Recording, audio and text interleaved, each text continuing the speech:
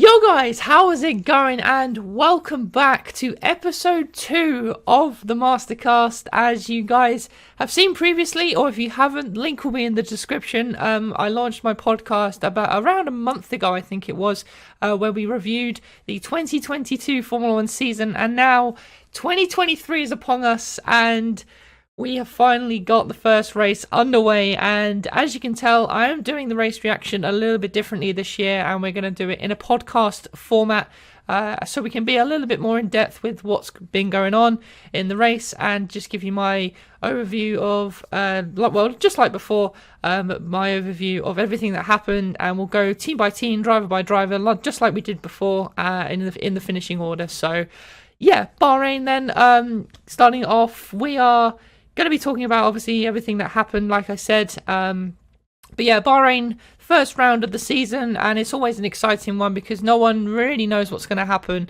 and it was not the most enthralling race for an opening race, and I think we've been treated to quite a few good ones over the last few years, but this one, don't get me wrong, there was still loads of talking points and quite a lot of action, but for Bahrain it was a little bit lackluster at times, but nevertheless, it was great to have Formula 1 back, and I don't know why I'm complaining because I love Formula 1. So obviously we have to kick it off with Red Bull Racing, and they pretty much have taken over where they started, basically.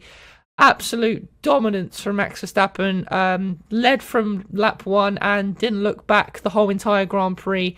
The only thing I can probably say about him was the rear locking that he was mentioning over team radio.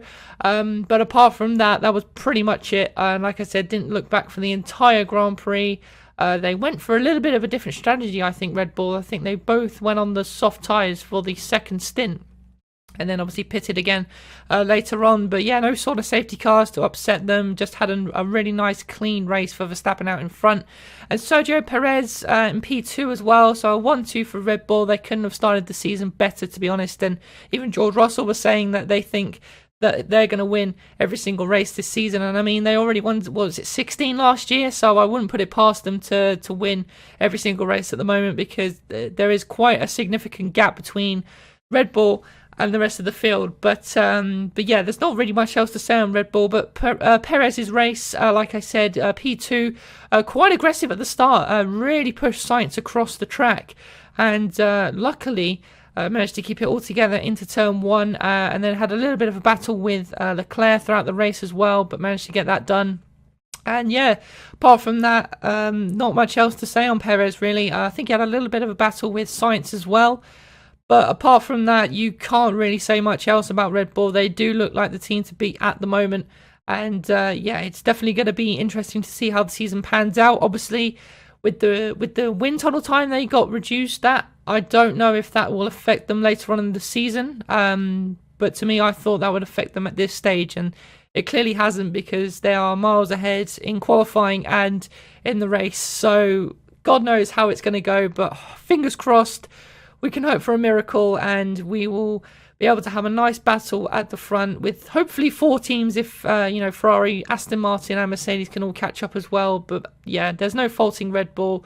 Max Verstappen just doing what he does best, and it would be nice to see Sergio maybe pressure him a little bit more this season, but I don't think that's going to happen, to be honest. And yeah, there's not really much else to say on Red Bull, really, apart from well done, to be honest. Now, moving on to Aston Martin. I did not think I was going to be saying that, sat here in this chair talking about the second team in this race reaction, but Aston Martin, Fernando Alonso on the podium for the first time since Qatar in 2021, and it was just such a great bit of fresh air to see Fernando Alonso back on the podium, and just a new podium. Well, not new, but you know what I mean. Not a Mercedes, Ferrari, or Red Bull like it was last year. It was nice to see Fernando on the podium. But yeah, that Aston Martin looks quick. It looked quick throughout practice, and a lot of people were saying, is he going to challenge for pole? And it didn't quite happen. I think they were just a little bit off in qualifying, but in the race, he got off to a bit of a bad start, then got hit by Stroll, which was a little bit of a scary moment, but he sort of brushed it off. And I think, obviously, now he's in a team where his teammate is the dad's son, so he can't, backlash him too much, but he sort of brushed it off anyway and just put it past him. And then, like I said, sort of had a little bit of a stalemate in the middle, and then just soon as he caught Lewis on the fresher tyres, he was gunning for it. And the battles he had with Hamilton and Sainz, it was just absolutely brilliant to see. He's looked good all weekend, and you can tell he was absolutely loving it. Some of the team radios he was giving, it was just absolutely brilliant to see. And I love Fernando. I used to hate the guy because, back in the sort of Renault Ferrari days, he was very arrogant, I felt. But now, ever since he joined McLaren back in 2015, he's just matured, chilled out, and it's just brilliant to see. So yeah, really, really happy Alonso is on the podium. I hope they can continue this momentum though. And obviously, Aston haven't got the sort of budget that Red Bull, Ferrari and Mercedes have. So it's whether or not they're going to be able to keep up with the development. But fingers crossed they will be able to do it. And you know what Fernando is like. I imagine he's going to push that team as much as he can. So I'm really looking forward to seeing what Aston can do for the rest of the season. Just fingers crossed they can stay with Ferrari, Mercedes and Red Bull, because even if they can't catch Red Bull, it was great to see them in the mix with Mercedes and the Ferraris. Lance Stroll, on the other hand, he had obviously an interesting weekend. Only got announced that he was actually racing a few days up until the weekend. But yeah, P6 for Lance Stroll, a double points finish for Aston Martin. And like I said, they look very, very strong indeed. But obviously Stroll had the bike accident before he came into the weekend, which was why they were a bit unsure if he was going to be able to race or not. And then on Friday practice, to me, I don't feel like he should have been racing, because Friday practice told us all we needed to know, really. It was a little bit sketchy, you could say, in practice, taking his hand off the steering wheel, having to sort of push the bottom of the wheel. And yeah, it was a bit dodgy, but he managed to push through it. And obviously, like I said, crashed into, well, not crashed into, but tapped Alonso on the rear, going way too fast into the corner. I think Alonso did sort of take a weird angle into turn 4, but nevertheless, Stroll was going way too quick, but luckily did not take out Alonso. Otherwise, he would not have been a popular man on that day. But yeah, managed to stay out of trouble, and actually finished ahead of George Russell as well. And even Lance Stroll had some good pace at times as well, which is again good to see. But for me, I still don't like the guy, to be honest. I can't get behind a driver that is not under pressure free seat. And yeah, it just is a bit of a weird feeling with Stroll. But nonetheless, though, a great weekend, and fully deserves the 8 points that he got. And Aston Martin, just fingers crossed, like I said, they can stay in this fight, because it's so good to see an underdog fighting with the top 3 teams, and it's what we need more in our lives, I think.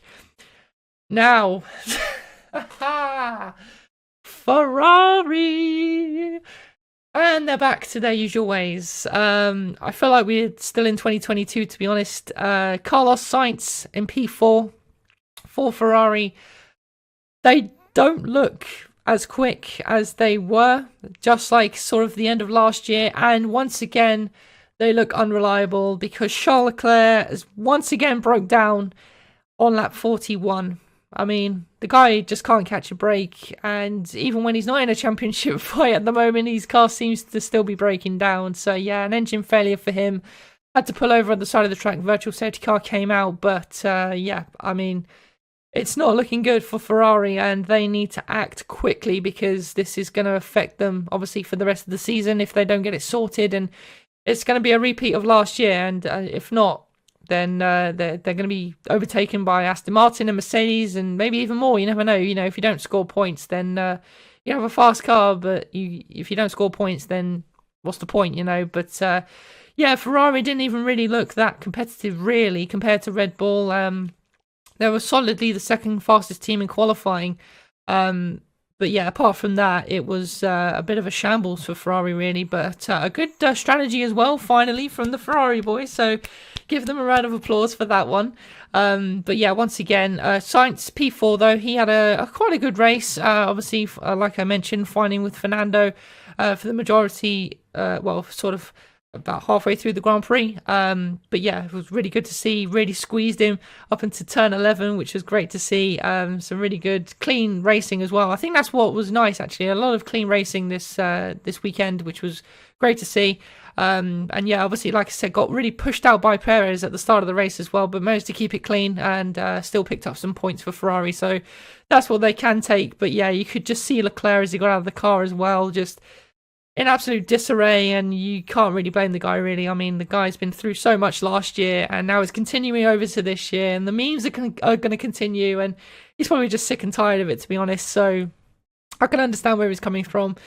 But yeah, it's not looking good for Ferrari, and I hope they can pull their finger out sooner or later, because they, at the moment, are looking like the only team that can sort of challenge, but not, if you know what I mean, because they're the second fastest team, I would say, but they're not quite on Red Bull's pace, but they're still kind of being caught by the other teams. So it's kind of a weird one at the moment. It's like Formula 1 1.5 and Red Bull are just Formula 1 at the top. So yeah, hopefully something will change soon, but we'll wait and see on that one.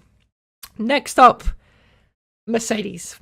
And obviously, Mercedes fan, you're probably interested to know what I think. I always say this, but yeah, not as bad as I was expecting, to be honest. After practice, it wasn't looking great, and I was very concerned that they were going to be struggling to get into Q3, but they managed it absolutely fine.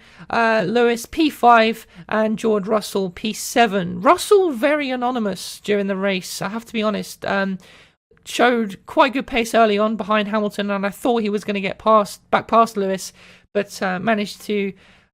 didn't manage to pass him, and then eventually got caught by Stroll, and then sort of lost out, and then didn't really have the pace to fight back, really. So, yeah, a bit of a shame for Russell on that sort of regard. But like I said, he did mention as well that Red Bull were going to be winning every race this season. So obviously he's not confident on Mercedes' pace. But yeah, and Toto Wolff as well was very harsh after the race as well. And yeah, I thought that was a bit weird. He said it was like one of the worst races he's had ever, or something like that.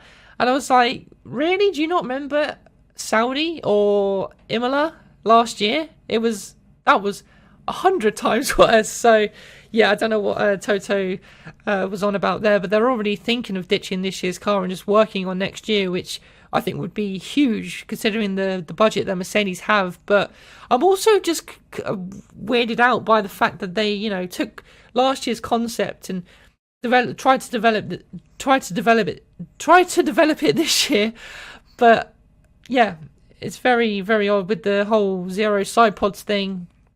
It just hasn't worked out for them, and like I said, they sort of tried to continue that, even though they called it a shit box and all this sort of thing. I don't know. I suppose hindsight is a wonderful thing, but then again, you don't know until you try. So yeah, I definitely think Mercedes are going to scrap this idea of this whole concept that they've got going on, and it's definitely not working out for them either. But yeah, Lewis, though, P5, like I said, had a bit more of an eventful race. Like I said, had a fantastic battle with Fernando Alonso, and it was great to see just those probably two of the most experienced drivers on the grid just going at it, hammer and fist. It was just brilliant to see. And then Alonso finally got down the inside of turn 9 and 10. Like, no one overtakes there, but obviously Fernando Alonso does, because he's Fernando Alonso. So it was great to see. But yeah, Lewis didn't seem too upbeat about the result. He seemed quite happy, seemed to enjoy the race as well, and the battle we had with Alonso. I think they hugged in the interviews after and stuff, so that was good to see. It's good to see that the respect is still there after their rivalry back in 2007.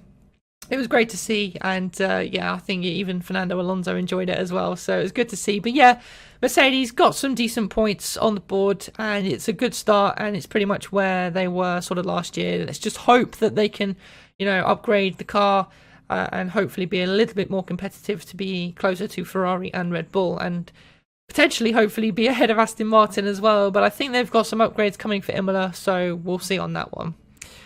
Next up then is Alfa Romeo, and Bottas in P8, and I believe Guan Yu Zhou was P16, also taking the fastest lap as well, which is just unbelievable. So yeah, P16 for Guan Yu Zhou, so obviously not a good result in the end, but I mean, the fastest lap is the fastest lap. I mean, you can't really dishearten him on that one. But yeah, Alfa Romeo were a little bit unsure. I felt when it came to the start of the season, because they looked pretty good in testing. Obviously, had a few fastest laps of the days.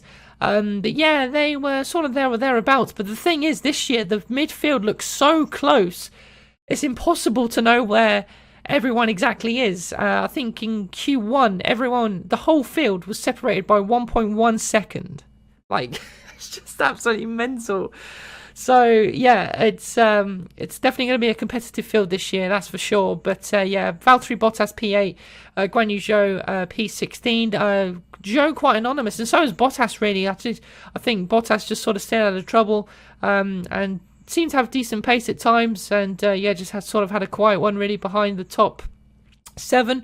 And I don't think you could really ask for more for that, really. So, yeah, fair play to Bottas. Once again, he was obviously the one that had a really good start to last year as well, which was really good to see. So it was nice to see him sort of carrying that momentum into this year. But I don't think they've got quite a good package as they did at the start of last year. But nevertheless, it's still points at the end of the day, and that's what Alfa Romeo need. And obviously, Audi are licking their lips and hopefully gonna be high in the constructors so they can start bringing some big money in for when Audi take over.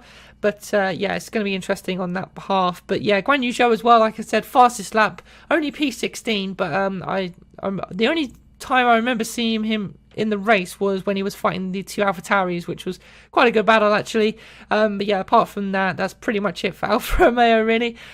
Same too with Alpine. First of all, we'll talk about Gasly, because Ocon had one of the worst races I think I've ever seen from any driver ever.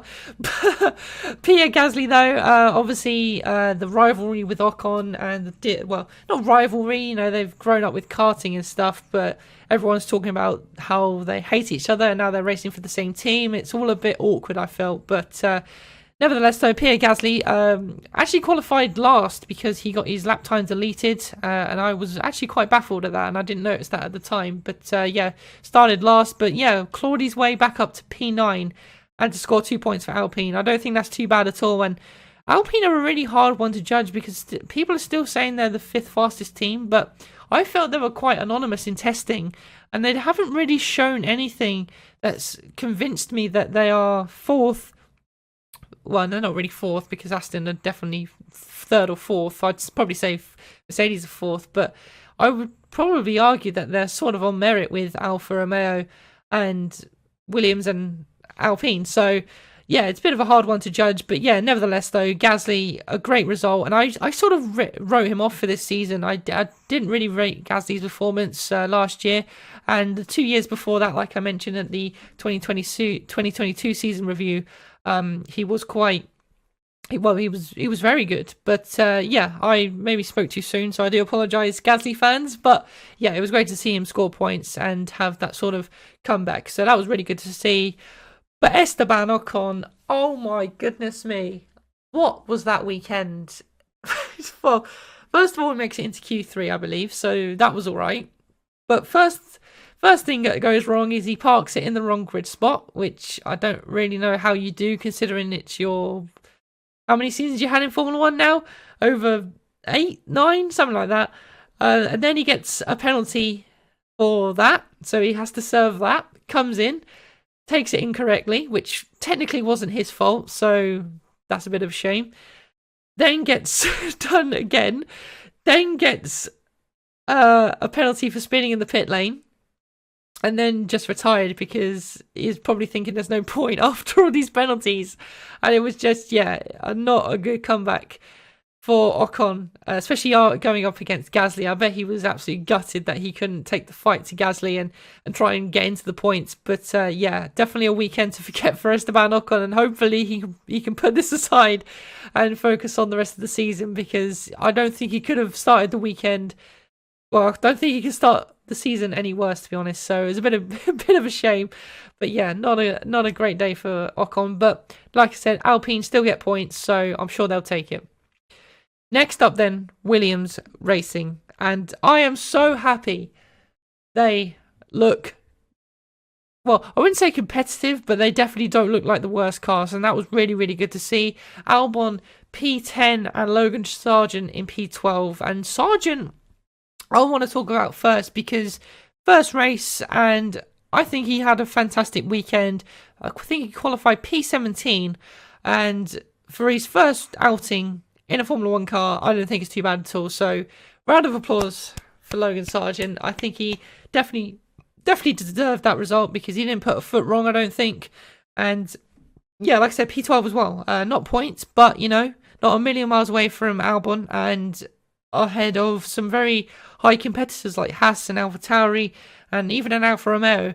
So yeah, it could be a lot worse for Logan Sargent. So I think he had a very successful rookie race and first race, and hopefully he'll go on to do bigger and badder things. So it would be great to see. And like I said, it's great to have an American back in the sport again, especially with the popularity at the moment in America with Formula One. Obviously, we're going to have 3 races there this year as well, which is just crazy.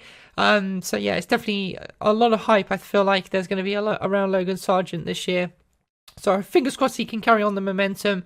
But yeah, Albon, like I said, wow. Really, really good result. Williams look pretty good. Like I said, they weren't fantastic in qualifying, but like I said, they're not last. And because the field is so tightly packed, it's very hard to say who is the worst car at the moment, and it's probably McLaren. But yeah, nevertheless, I think Williams will be happy with that. Good start, a point on the board already, and already ahead of the likes of Haas and McLaren, which is just crazy to think.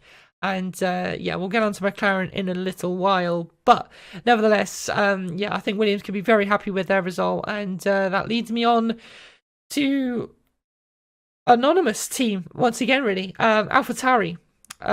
Sorry, no, Haas first. And Haas and AlphaTauri were both sort of anonymous throughout the weekend. But we'll start with Haas first.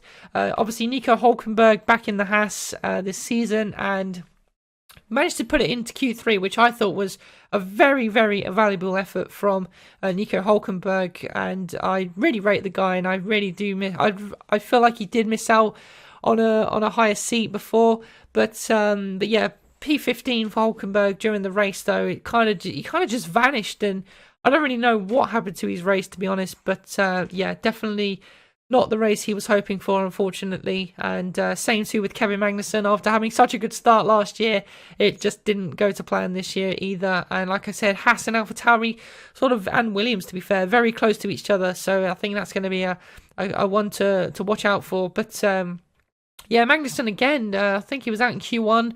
And once again, just sort of anonymous in the race. Didn't really see anything of him. And yeah, it was a bit of a shame on that front because, it's nice to see Magnussen and Hülkenberg happy, and yeah, but hopefully they can carry a little bit more momentum into the later part of the season, and hopefully start scoring some decent points. And you never know, in some crazy races, score some big points as well. So yeah, not a good day for Haas really, and same too with AlphaTauri, to be honest. Yuki Tsunoda, like I mentioned, just behind Albon. And not Pierre Gasly, in 2022, and Nick De Vries in P14 as well. And like I said, the only time I remember seeing AlphaTauri was when they were fighting Guan Yu Zhou into turn 1, and then it carried all the way up into turn 4, where Tsunoda just passed both of them, was like, see ya. But yeah, apart from that, really didn't really see much of the AlphaTauris. But I think a lot of people were quite disappointed with Nick De Vries, and I think that's a little bit harsh because it's his first race, I mean, I know he's had a race in, the Italian Grand Prix last year, and a few test runs for some other teams. But give the guy some slack. It's his first day in a new team, and it's a permanent team now as well. So fingers crossed, though, he can step up and deliver a little bit better. But I think it was a little bit harsh because well, maybe just people have high expectations after what he managed to do, which is good, I suppose. But for his first race, I think it was a little bit harsh. But yeah, fingers crossed, AlphaTauri can be sort of there or thereabouts again. And yeah, I don't think it was as bad as people were going to be saying, because a lot of people were saying that they were going to be behind Williams. But again, the field is so close; it's so hard to tell who is the worst car at the moment. And that leaves me with the final team for this race reaction, and you know who it is because I've hardly mentioned them throughout this entire race reaction, and it's McLaren. McLaren. What? I don't even know what to say, to be honest with you. Oscar Piastri, didn't do an awful lot. I know the car is bad, but even Lando managed to get it into Q2 and just on the edge of Q3 as well. But yeah, Oscar, I'm not feeling it with Oscar, to be honest. I don't really know a lot of him, but I wasn't really hyped for him to come into F1 like a lot of people were. But yeah, again, it's his first year in F1, so his first race, sorry, and first year, so you can't be too harsh. But yeah, was it P18, I believe he qualified, and then 14 laps into the race, DNF'd with, I think, a engine problem, if I'm not mistaken. So yeah, not really much to rant and rave about there, unfortunately, for McLaren. And that was the big talking point that everyone was talking about coming into this season. And during testing, they said McLaren look slow and McLaren look unreliable. And that's exactly what they were. And Lando Norris as well, after having I wouldn't say a good qualifying considering the car they've got at the moment, managed to get into Q2 just on the fringe of Q3. But it just all went horribly wrong in the race. 6 pit stops, and I think he did actually retire in the end. But he classified in P17, which was last of the runners. But yeah, my goodness me, McLaren have got some work to do. And I know, they got off to a bad start last year, but this time round it looks even worse than it was before. So God only knows, but fingers crossed they can sort that out, because I'm a little bit worried that McLaren are going to be trundling around at the back, and it kind of reminds me of the 2015 season where they rocked up to Australia at the back of the grid, and it's kind of that similar feeling that I'm guessing with this 2023 season. But fingers crossed, like I said, they looked terrible last year and they managed to bounce back to a 4th or 5th best team, you could say. It was very close, obviously, with Alpine, but yeah, fingers crossed McLaren can sort their stuff out, because oh god, I'm not looking forward to seeing Lando depressed all the time, because he did not look upbeat during the interviews, and why would he be? He's got nothing to like I said, cheer about. So yeah, God only knows. But fingers crossed they can come back and we can all have a jolly time. But there we go, guys. That is going to be it for the race reaction for the first one of 2023, and I can't believe the first race is already over. All this hype and all this build up, and it's already over. So now we're going to wait another 2 weeks for Saudi Arabia. So yeah, but nevertheless, guys, I hope you have enjoyed this new layout of the podcast and the new race reaction layout as well. Let me know what you think of it. And also, as always, let me know your thoughts and comments of everything that happened during the race as well, down in the comment section. And I would love to know all your opinions as well. And please do give the video a thumbs up, like I said. If you do want to be on the podcast as well, do get in contact with me as well. That's something that I'm still open to. If you guys want to talk about F1, if you guys want to talk about anything, let me know and we'll go from there. So yeah, let me know if you do want to be on the podcast, because I would love to have you guys on here. Make sure you subscribe to the channel as well. It's free. It really helps me out, and I'm on the mission to beat Tea and Toys. I'm coming for you. 500 subscribers is going to be mine soon, even though you're only 5 away, but never mind. If you don't get that joke, Tea and Toys is a channel who is my work friend at the place I work. So yeah, that's just a little joke. I wanted to see that and laugh. But anyway, guys, I'm rambling now. Make sure you like the video, subscribe to the channel, and I will see you all again in the next one, guys. Take care. Never break, always fight, never quit, do it right, play the game, win it life, have no shame, there's no time, feel the pain, live the grind.